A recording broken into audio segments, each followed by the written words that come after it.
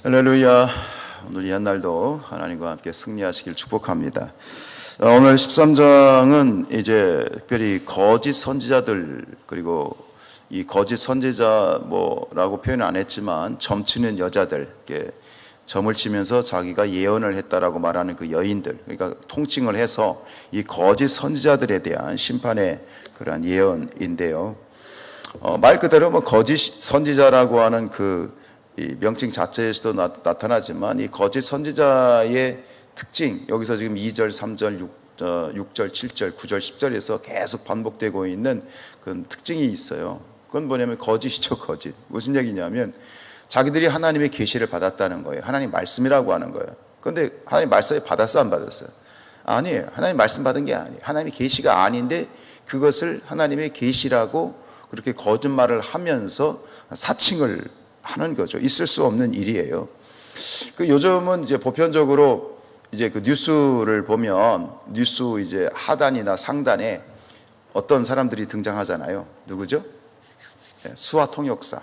수화 통역사가 이제 등장을 해서 이제 우리 시각 장애인들에게 이제 그 서비스를 하고 있는데, 아마 기억하실지 모르겠는데 전에 이제 그 미국 TV에 미국의 어떤 그 기관에서 이렇게 보고를 하는데 그 수화 통역사가 현장에 있었어요. 현장에. 우리가 코로나 때 그런 거 있었잖아요. 그러니까 여기서 한 사람이 브리핑을 하면 어떤 여자가 옆에서 이제 수화 통역을 하는데 그것 때문에 난리가 났었잖아요. 기억나세요? 여기서 막 손질받짓 하면서 수화를 통역하는데 그 사람이 가짜였던 거지. 그러니까 아주 굉장히 참 대단한 여자, 대단하다기보다 좀 이렇게 이상한 여자지. 그러니까 옆에서 막 수화하는데 그걸 보고 진짜 수화 통역사들이 아주 땅을 쳤다는 거 아니에요. 저 뭐냐 저거. 이거는 죽두밥도 아니고 엉터리요. 자기 마음대로 막 옆에 수화를 통역한다고 서 있었던 그 뉴스가 생각이 났어요. 하나님의 이 말씀, 정말 하나님의 계시를 그냥 자기 멋대로 말 그대로 자기 멋대로 이렇게 선포를 했던 그런 이 거짓 선지자들이지요. 결국은 우리가 신앙 안에서 참과 거짓을 나눌 수 있는 기준은 뭐냐? 그것은 말씀이죠. 거짓 선지자들은 자기들이 하나님 말씀을 받았다고 했으나, 하나님의 계시를 받았다고 했으나 그건 하나님의 말씀이 아니었죠. 자기 생각, 이도 아닌 저도 아닌 정말 그러한 자기 멋대로 자기 주장, 자기 생각을 하나님의 말씀이라고 사칭을 한 것 있죠. 근데 문제는 뭐냐면 이것이 그냥 그러고 끝나는 것이 아니라 그로 말미암아서 그 거짓 선자들의 그 거짓된 그런 예언으로 말미암아 이 이스라엘 사회가 신앙적으로나 또 뭐 모든 상황이 결국은 어디예요? 이 극악한 사회적인 타락을 가져오는 거예요. 우리가 8장에서 보았지 않습니까? 이스라엘 백성들이 그 성전 안에서 온갖 잡신을 끌어들여서 그 속에서 이제 우상 숭배를 했던, 그로 말미암아서 이게 정말 하나님의 심판이 임할 수밖에 없는 그런 극악무도한 우상 숭배가 결국 또 어떻게 그것이 자행되어지느냐, 이런 거짓 선자들의 거짓 예언에서 자기들이 명분을 찾은 거죠. 이게 극악한 타락으로 그렇게 결론되어졌다라고 하는 거예요. 이것을 오늘 하나님께서는 점쟁이가 점을 치는 것과 같다, 이렇게 지금 비유를 하고 계시지 않습니까? 6절과 9절에 보면, 6절 상반절에 보면 여호와께서 말씀하셨다고 하는 자들이 허탄한 것과 뭐죠? 거짓된 점괘를 보고 있다. 9절도 보세요.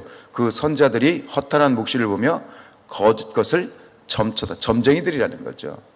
이것도 점도 사실은 뭐 제대로 된 점도 아닌데, 그러면서 이제 17절 이하에 나오는 점치는 여자들에게 연결이 됩니다. 그 모습은 거짓 선자들의 모습이나 그리고 점치는 이러한 여인들의 모습과 같다라고 이렇게 이야기하면서, 말씀드린 것처럼 이러한 어떤 거짓된 예언이 그 사회를 극단적인 타락으로 몰고 가는 것처럼 이 점치는 여인들의 이 만행이, 이 만행을 뭐라고 얘기합니까? 새를 사냥하는 사냥꾼과 같다. 지난번에 제가 말씀드렸던 것처럼 우리가 길에 대한 말씀을 드렸어요. 참된 길, 우리가 매일의 삶을 길로 비유했을 때 우리가 정말 길이요 진리요 생명이신 예수를 따라가는 것, 그것이 축복이죠. 근데 참된 길과 거짓된 길의 그런 구분은 뭐냐면 마지막이에요. 길 없는 길, 아니면 길 아닌 길을 가면 결국 막다른 골막을 만나거나 혹은 벼랑을 만나서 계속 가다가 떨어져 죽는 것이죠. 그런데 참된 길로 판명되는 건 뭐냐면 그 마지막에 뭐가 있어야 되느냐? 생명이 있는 거예요. 그죠? 길이요, 진리요, 생명이신 예수님이 길이신 이유는, 참된 길이신 이유는 뭐예요? 예수님의 그 길 끝에는 뭐가 생명이 있는 거죠. 근데 이 거짓된 점치는 여인들이 뭐예요? 사냥의 목적이 뭐예요? 죽이는 거예요. 여러분, 어쨌든 간 오늘 말씀의 핵심은 뭐냐면, 참과 거짓의 기준은 뭐냐? 참된 하나님의 말씀이다 라고 하는 거예요. 말씀을 가졌느냐라고 하는 것이죠. 그런데 왜 이처럼 거짓 선자들이나 점치는 이런 악한 여인들이 그렇게 거짓이 난무할 수 있었느냐? 그것은 그 거짓에 호응하는 백성들의 어리석음이 또 있었기 때문이에요. 그 거짓된 선자들에게 이 백성들이 마음을 주잖아요. 참된 예레미야나 이사야나 에스겔과 같은 참된 선자들에게 반응하지 않고 거짓 선자들에게 반응하며 그들 편에 섰잖아요. 그러니까 같이 부안해동 할 수 있었던 이유가 여기 있는 거죠. 이 백성들에겐 왜 이처럼 거짓 선자들에게 반응하며 함께 부안해동을 하였느냐? 마찬가지예요. 그들에겐 분별력이 없어. 백성들에게 분별력이 없어. 좌우를 분별하지 못해. 뭐가 없기 때문에? 말씀이 없기 때문이에요. 분별할 수 있는 참된 기준인 성령의 검인 말씀이 없으니 이게 똑같이 동조하고 부안해동했던 것이죠. 그러면서 오늘 이제 이 말씀을 읽으면 성경에서 반복되는 구절이 있는데, 오늘 1절에 이렇게 시작하죠. 여호와의 말씀이 내게 임하여 이르시되. 그죠? 근데 이게 지금 13장 1절에만 등장하는 것이 아니라 계속 등장하죠. 이게 뭐냐? 이게 관용구예요. 무슨 얘기냐면 에스겔 이 선지자가 여호와의 말씀이 내게 임했다라고 하는 것은 바로 이 에스겔이 참된 선지자다라는 것을 나타내는 하나의 관용구죠. 뭐예요? 말씀이 있다는 거죠. 하나님의 말씀이 내게 있다는 것이죠. 공식적으로 이 선지자에게, 참된 선지자에게는 하나님의 이 말씀이 임하고 있다라고 하는 것 있죠. 그러니 백성들에게는 이 하나님의 말씀이 없어요. 하나님의 계시가, 올바른 계시가 없어요. 결국은 바른 신앙은 뭐냐? 바른 신앙은 하나님에 대한 바른 지식에서 나오잖아요. 그러니까 호세아서 6장 3절에 보면 그러므로 우리가 여호와를 알자, 힘써 알자, 이렇게 호세아 선지자가 주장을 하잖아요. 바른 신앙은 뭐냐? 건강한 신앙은 어디서부터 오느냐? 말씀, 바른 말씀. 그 바른 말씀이라고 하는 것은 하나님에 대한 지식, 올바른 하나님에 대한 지식으로부터 오는 것이죠. 여러분, 제가 요즘 이제 읽었던 책이 한 권이 있는데, 하나님의 뜻을 알자라고 하는, 그러면서 어떤 목사님이 이걸 9가지로 쭉 정의를 했는데, 한번 그 말씀을 가지고 한번 설교를 한번 했으면 좋겠다라고 생각이 들어요. 여러분, 우리가 하나님의 뜻을 모르고 하나님의 뜻을 온전히 모른 채 열심을 내는 건 재앙이에요. 하나님의 뜻이 무엇인지도 모르고 열심을 낸다? 그건 스스로에게 재난이고 재앙이에요. 스스로를 불사르는 것이고 교회 공동체를, 그 공동체를 불사르는, 그 공동체를 무너뜨리는 엄청난, 차라리 가만히 있으면 되는데 하나님의 뜻이 뭔지도 모르고 열심을 내는 거예요. 이게 잘못된 길로 가는 거지. 엉뚱한 길로 가는 거죠. 그럼 난타선이 되는 것이지. 여러분, 우리가 신앙 가운데에서 열심을, 정말 하나님 앞에 말씀과 기도 가운데 열심을 내려고 하는 우리에게 있어서 정말 중요한 이 출발점은 뭐냐면 하나님의 뜻이 무엇인지에 대한 제대로 된 분별력이에요. 제대로 된 분별. 하나님의 뜻을 알아야 돼. 뜻을 모른 채 뭔가 열심히 한다. 그거 참 재난이고 힘든 일이죠. 결국 우리가 참된 신앙과 겉된 신앙의 기준은 거듭 말씀드리지만 말씀입니다.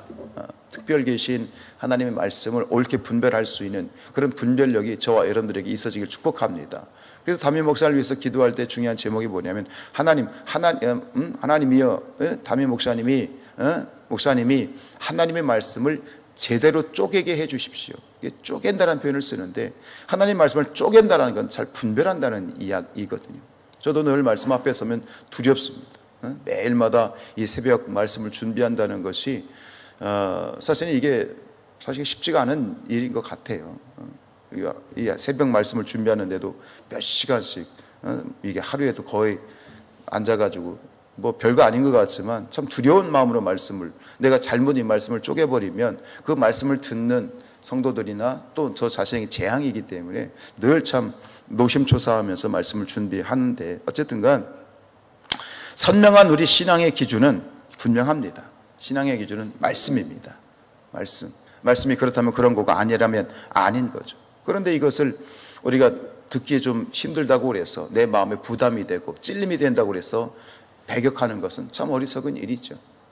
참된 선지자들은 하나님 말씀을 받는 것도 중요하지만 그 말씀을 내 생각에는 아닌 것 같고 조금 백성들의 귀에 거슬릴 것 같지만 있는 그대로를 대언하는 것이 또 그것이 참된 선지자의 또 역할 아니겠습니까? 예수님께서 하신 말씀 중에 이 반석 위에 집을 짓는 비유 아시죠? 반석 위에 집을 짓는, 그리고 반대로 모래 위에 집을 짓는, 분명히 말씀하시기를 너희는 반석 위에 집을 지어야 된다. 왜? 홍수가 나고 바람이 불고 홍수가 났을 때 그 집이 떠내려가지 않고 파괴되지 않기 위해서는 반석 위에 집을 지어야 된다. 이것이 지혜로운 사람이다 라고 말씀을 하셨는데, 그런데 뭐냐면 이 반석이 뭐예요? 말씀이죠. 누구든지 나의 이 말을 듣고 행하는 자, 내 말, 하나님 말씀을 듣고 말씀을 기준 삼아서 행하는 자는 그 집을 반석 위에 세운 지혜로운 사람이다 그랬는데요. 그런데 한번 이렇게 가정을 해봐요. 집을 모래 위에 짓고 나서 홍수가 나지 않게 해달라고 쉬지 않고 기도한다고 생각해 보세요. 재미있는 이야기죠. 내가 내 집을 모래 위에 지어놓고 늘 기도해. 금식하며 기도하고 늘 새벽에 몇 시간씩 방언하며 기도를 해. 뭐라고? 홍수가 나서 집이 떠나려가지 않게 해달라고 기도해. 이런 경우들이 굉장히 많습니다. 이게 무슨 얘기냐면, 기도를 많이 한다는 사람들이 때로 기도하지 않는 사람보다 더 큰 문제를 일으키는 경우가 있습니다. 이게 뭡니까? 이게 자기 집을 모래 위에 집을 지어놓고 홍수가 나면 지켜달라고 하는 기도하고 똑같아요. 몇 시간씩 방언 기도하면서 그렇게 몇 시간씩 방언 기도하는데 뭐예요? 얼굴에 평안이 없고, 그리고 걸핏하면 사람들하고 다투는 사람이 있어요. 한번 잘 생각해 보세요. 기도를 많이 하는데 늘 얼굴에 일그러져 있고, 늘 기도를 많이 하는데 뭔가 사람들하고 늘 다툼이 끊이질 않아. 이런 경우를 말하는 거죠. 이 기도가 말씀 위에 있지 않은 기도예요. 모래 위에 집을 지어놓고선 기도하는 사람이에요. 매사에 평안이 없고 다툼이 끊이질 않죠. 이런 경우가 많은 것 같아요. 저도 목회하면서 그런 분들 경험하고, 또 그런 분들은 있죠. 여러분, 무엇이든 우리 기도에 대한 말씀 드렸습니다만, 기도가 말씀에서 출발해야 되고, 우리가 기도를 하되 말씀 위에 기도가 있어야 되고, 그리고 기도의 결론도 뭐야 돼요? 말씀을 통해서 기도의 결론이 돼야 돼요. 기도하다 보면 어떤 초자연적인 경험을 하거나 여러 가지 굉장히 주관적인 개인적인 경험들을 하는데, 그것을 말씀에 의해서 딱 잡아야지, 그게 잡지 못하면은 엄청난 그런 재난이 개인에게나 공동체에게나 재난이 되는 경우들이 굉장히 많습니다. 여러분, 우리의 믿음이 말씀 위에 있어야 되고, 우리의 사랑이 말씀 위에 있어야 되고, 우리의 예배가 말씀 위에 있어야 되고, 우리 온전한 하루의 삶과 모든 삶이 온전히 말씀 위에 있어야 된다. 그러니까 이 성경 통독 힘들지만 이거를 포기하지 못하는 거예요. 1년 우리가 성경 문제 푸는 것, 단순히 성경 문제 풀어서 연말에 프라이팬 하나 받는 게 중요한 것이 아니에요. 착각하면 안 돼. 그것을 왜 하느냐가 중요한 거예요. 요즘 저는 이 말씀, 기도에 대한 어떤 열망과 함께 이 말씀에 대한 함께 이 열망이 굉장히 하나님의 도전을 많이 주시는데요. 주님께서 그런 말씀, 사도 바울이 그런 얘기 했잖아요. 항상 기뻐하라, 쉬지 말고 기도하라. 여러분, 하루 24시간 기도할 수 있어요? 이렇게 나와서 기도할 수 있어요? 있어요. 쉬지 말고 기도하라는 것은 예배당 나와가지고 기도하라는 얘기가 아니에요. 그렇게 할 수가 없어요. 열심히 살아야죠. 바깥에서 열심히 살아야지. 죽치고 앉아가지고 기도한다고 그게 쉬지 않고 기도하는 게 아니에요. 뭐냐면 그게 항상 말씀을 묵상하는 게 기도예요. 시편 1편이 뭐예요?